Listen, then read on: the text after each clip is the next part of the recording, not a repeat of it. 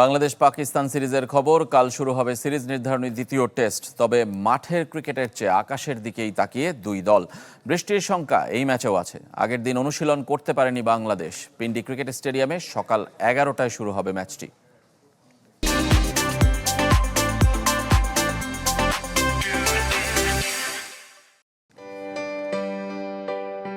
Performance প্রত্যাশা বাড়িয়ে দেয়। বাংলাদেশের ক্ষেত্রে তেমনটাই হয়েছে। অপ্রত্যাশিত টেস্ট জয়ের পর সিরিজ জয়ের আশায় দিন গুনছে পুরো দেশ। ভেন্যু সেই রাওয়ালপিন্ডি। তবে নতুন ম্যাচ, নতুন পিচ। যে পিচ নিয়ে আলোচনার কমতি নেই। সবুজ ঘাসে ঢাকা 22 গজের ছবি ছড়িয়ে পড়েছে সামাজিক যোগাযোগ মাধ্যমে, যেখানে ফ্যান দিয়ে পিচ শুকানোর কাজ হচ্ছে। তবে উইকেট যেমনই হোক, পাকিস্তান একাদশে পরিবর্তন অবশ্যম্ভাবী। স্পিনার না খেলানোর ভুল থেকে বের হয়ে আসবে স্বাগতিকরা। লেগ স্পিনার আবরার আহমেদের খেলা নিশ্চিত। পেস লাইন আপেও আসছে পরিবর্তন। আমের জামালের সম্ভাবনা সবচেয়ে বেশি।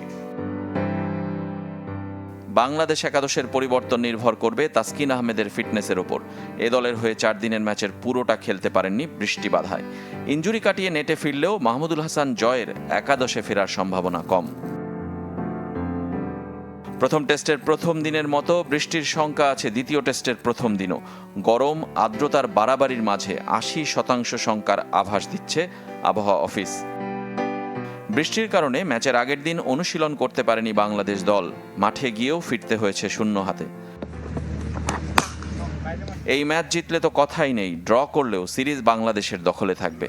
এখন পর্যন্ত টেস্টে 8 সিরিজ জিতেছে টাইগাররা। হারলেও সিরিজ হারানোর শঙ্কা নেই। ড্র করেছে 10 সিরিজ। রেজওয়ানুজ্জামান, চ্যানেল 24।